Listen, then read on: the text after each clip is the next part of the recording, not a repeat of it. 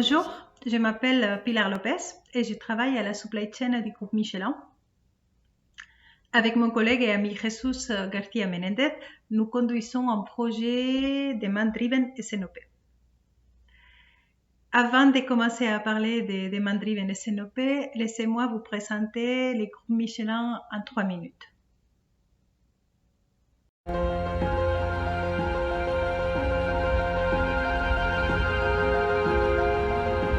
Voyager, transporter, découvrir, rencontrer.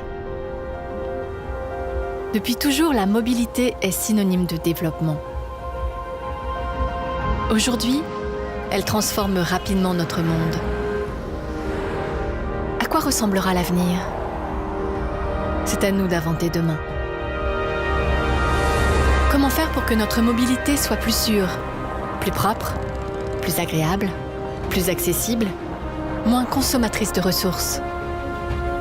Comment offrir à chacun une meilleure façon d'avancer? C'est notre raison d'être. Chez Michelin, nous ouvrons de nouvelles voies. Nous explorons les secrets de la matière depuis plus d'1 siècle. Parce qu'un pneu n'est pas un objet simple.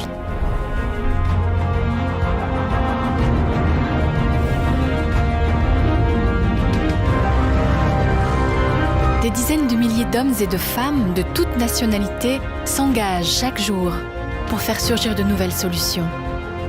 Recherche, industrie, services, distribution, études. Imaginez. Plonger au cœur de l'infiniment petit grâce aux nanotechnologies. Travailler sur le vivant via les biotechnologies. Maîtriser des procédés complexes. Transformer des matériaux aussi différents que le caoutchouc, le soufre, l'acier. Imprimer du métal en 3 dimensions pour concevoir des performances inédites.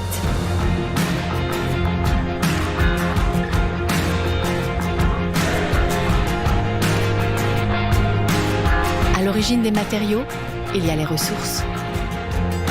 Faire pousser des EVA, lutter contre leurs maladies, protéger des forêts entières avec l'aide d'ONG, aider des cultivateurs à s'installer, à faire fructifier leurs terres. Respecter les hommes, respecter la planète et ce qu'elle nous offre, économiser l'énergie, optimiser chaque centimètre cube de matière pour en utiliser toujours moins afin de vous offrir toujours plus de performance. Plus de 350 métiers contribuent à la réalisation d'un seul pneu. Autant d'hommes et de femmes à travers le monde qui collaborent pour réduire les émissions de CO2 des véhicules, pour fluidifier le trafic jusqu'au cœur des villes grâce au digital et favoriser la transition vers des énergies renouvelables. Imaginez l'intermodalité dans les grandes métropoles, repenser le fret longue distance, améliorer la gestion des flottes, tester des solutions de partage, élargir l'accès à la mobilité en la rendant plus abordable. Nouvelles villes, nouveaux modes de vie, nouvelles connexions.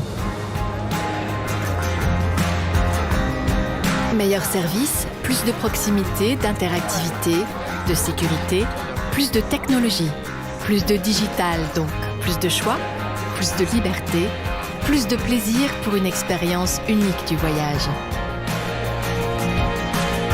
Parce que nous sommes là aux instants qui comptent, nous vous garantissons longtemps des sensations aussi intenses qu'au premier jour.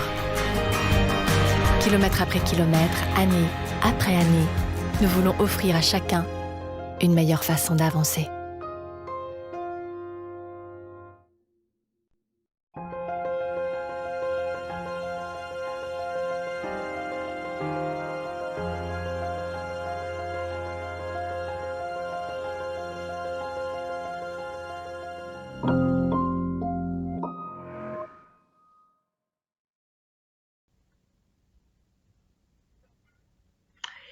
Et c'est bien dans la supply chain du pneumatique que nous conduisons ce projet de Demand-Driven SNOP. La supply chain de Michelin est une supply chain avec une forte intégration verticale. C'est une supply chain qui va de l'achat des matières premières jusqu'à la distribution auprès de nos clients. C'est une supply chain qui peut compter jusqu'à 8 niveaux de transformation des matières. Donc, de la matière première, nous transformons en composantes, en semi-finis dans des différents sites industriels. Nous comptons plus de 120 activités industrielles dans tous les continents. Les lead time end-to-end est de plusieurs mois. Et il y a beaucoup de flux point à point. Et par exemple, nous avons 3,5 millions de mètres carrés d'entrepôt. Donc, vous voyez, c'est une supply chain d'une certaine envergure. Et dans cette supply chain, pourquoi nous sommes nous lancés dans la philosophie des Mandriven? Je vais citer 3 éléments, même s'ils ne sont pas les seuls. Le premier élément, c'est l'augmentation du nombre de références, du nombre de produits dans notre portefeuille produit. Cela a toujours induit une complexité dans l'atelier, les setups, les changements des références. Et malgré un certain nombre de démarches de standardisation, ça reste ces changements des dimensions, des références, un de nos boulots principaux dans nos activités. Donc, il faut bien choisir les campagnes qu'on lance, les sortes de fabrication qu'on doit programmer pour maintenir, bien sûr, la disponibilité produit de tout notre portefeuille produit. Mais bien choisir quelle campagne lancer à quel moment, parce que le lancement des campagnes, c'est une ressource qui n'est pas infinie. La deuxième raison pour laquelle nous nous sommes lancés dans Demand-Driven, c'est que, comme tout le monde, nous faisons face à des variabilités de demande très très fortes. Nous avons toujours connu des variabilités, des erreurs d'épreuve à la maille item, à la maille référence, mais maintenant, c'est des erreurs d'épreuve dans les volumes totaux qui changent énormément la façon dont on charge nos usines et dont on avait prévu de les charger. Et en plus de la variabilité de la demande, bien sûr, il y a la variabilité des appros, la variabilité des ressources disponibles pour conduire ces activités. Voilà, donc de la variabilité partout. La troisième raison pour laquelle nous nous sommes lancés en Demand-Driven, c'est parce que et c'est probablement la raison la plus importante, c'est nous voulions que ce soit les équipes dans les usines, les équipes de planification, qui soient l'acteur majeur de la planification tactique. Il l'était déjà, bien sûr, dans la planification opérationnelle, voire aussi un peu dans la planification tactique, mais on voulait passer à la vitesse supérieure. On voulait que nos équipes planning embrassent cette nouvelle normalité, celle d'un monde VUCA, volatile, incertain, complexe, ambigu. On voulait que ces équipes sachent comment gérer cette volatilité, qu'ils sachent se préparer et que tout ça, ça fasse partie petit à petit de leur ADN. Donc, le fait d'anticiper des scénarios, d'être force des propositions et d'être tout le temps prêt à réagir. Voilà. Donc, 3 raisons pour lesquelles on a dit, bon, faire de la supply chain de façon classique, c'est peut-être pas suffisant pour amener la performance dont notre business a besoin. La démarche Demand-Driven chez nous s'est articulée autour d'un programme qu'on a appelé ProdAgile. Et ProdAgile, comme dans Netflix, il y a eu 2 saisons. Une première saison ProdAgile qui a commencé déjà en 2015-2016 où notre but, notre leitmotiv, c'était mettre les clients au cœur de chaque décision de l'usine. Alors, ça ne veut pas dire que les mindsets n'étaient pas là, on n'a pas attendu Demand-Driven pour être customer-centric, mais avec Demand-Driven et les modèles opérationnels des buffers Demand-Driven, on a amené une approche standard, des outils standards, des indicateurs homogènes, de la formation. Et bon, je ne vais pas vous parler aujourd'hui des déploiements des Demand-Driven opérationnels parce que David vous en a parlé hier. C'est dans cette saison 1 que nous avons mis cette buffer des DMRP pour découpler la production de la distribution. C'est là où nous avons mis les buffers. Est arrivée la saison 2 en 2019. Et la saison 2, le but de la saison 2 était d'intégrer efficacement les business et les marchés au cœur de l'usine, au cœur de chacune des décisions prises par l'usine. Il s'agit ici d'anticiper les scénarios de demande pour trouver les meilleurs scénarios de réponse à cette demande, de préparer les ressources, de travailler la réactivité, d'analyser les risques, d'avoir ou ne pas avoir cette réactivité, de détecter les contraintes qui ont besoin d'un peu de lead time pour les faire sauter. Donc, c'est dans cette saison 2 que nous avons déployé Demand Driven SNOP. Et bien sûr, c'est aussi dans le cadre d'une customer centricité. On veut anticiper les marchés pour mieux servir nos clients, pour mieux avoir cette disponibilité. Et bien sûr, le faire en utilisant efficacement les ressources de l'entreprise. Donc, vous l'avez compris, hein, on a utilisé Demand Driven SNOP comme driver, comme vecteur pour déployer une dynamique responsabilisante et collaborative dans la planification tactique.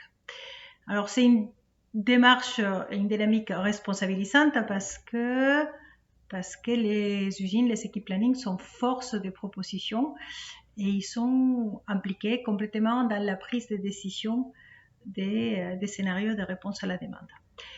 Une démarche collaborative parce que l'équipe planning travaille avec bien sûr toutes les autres équipes de l'usine pour anticiper ces scénarios, pour préparer l'activité de l'usine des prochains mois. Une démarche collaborative aussi parce que l'usine travaille avec des autres usines qui ont des portefeuilles similaires des produits pour optimiser les sourcings et les transferts des charges et trouver un optimum global au-delà de l'usine elle-même.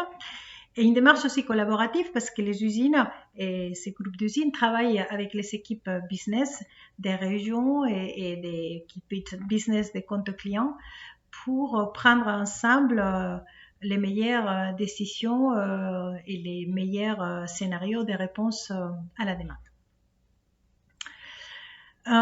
Concrètement, comment avons-nous implémenté du point de vue approche supply chain, outillage, solutions techniques, comment avons-nous implémenté Demand Driven SNOP?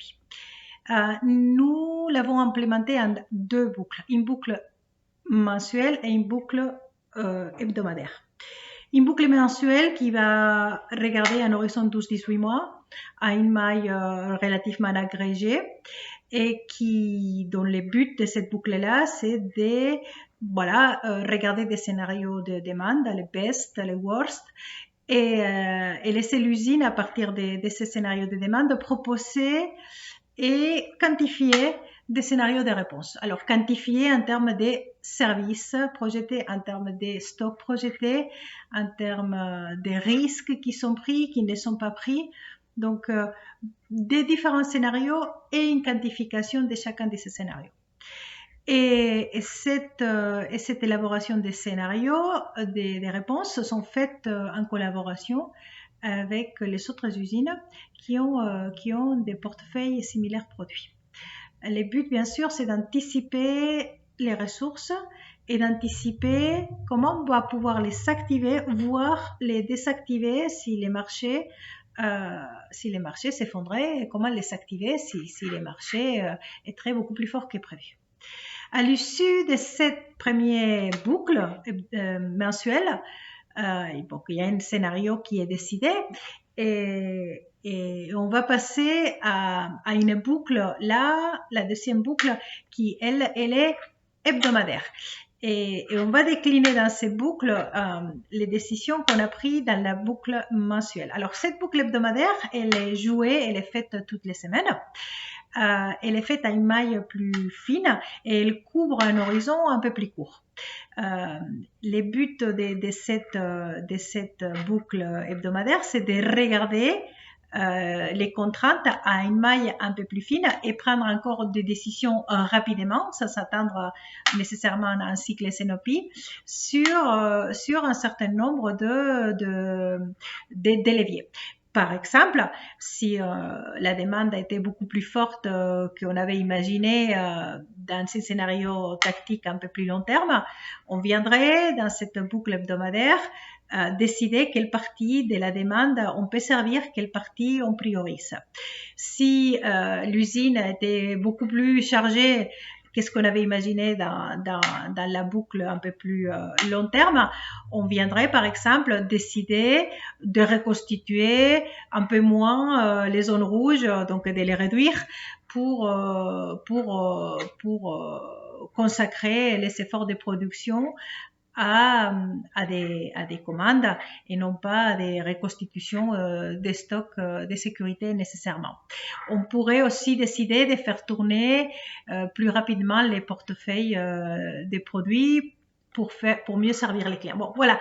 Donc, une boucle hebdomadaire qui va venir ajuster les modèles opératoires, l'operating model des demand driven, pour que la demande, celle qu'on a retenue, soit faisable et pour qu'elle délivre les services qu'on a décidé de délivrer.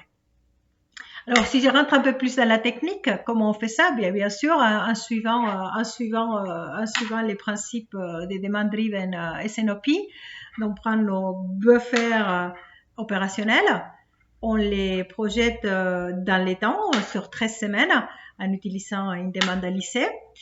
On va calculer une équation de flux aussi projetée. On va regarder quand est-ce que cette équation de flux tombe dans des zones de danger, dans les zones jaunes, pour estimer combien d'ordres de fabrication on devrait lancer semaine par semaine et voir si la charge générée par ces ordres de fabrication, elle est faisable ou elle n'est pas faisable. Elle est faisable en volume, elle est faisable en nombre de changements, elle est faisable sur certains nombres d'outillages qui sont un peu plus critiques.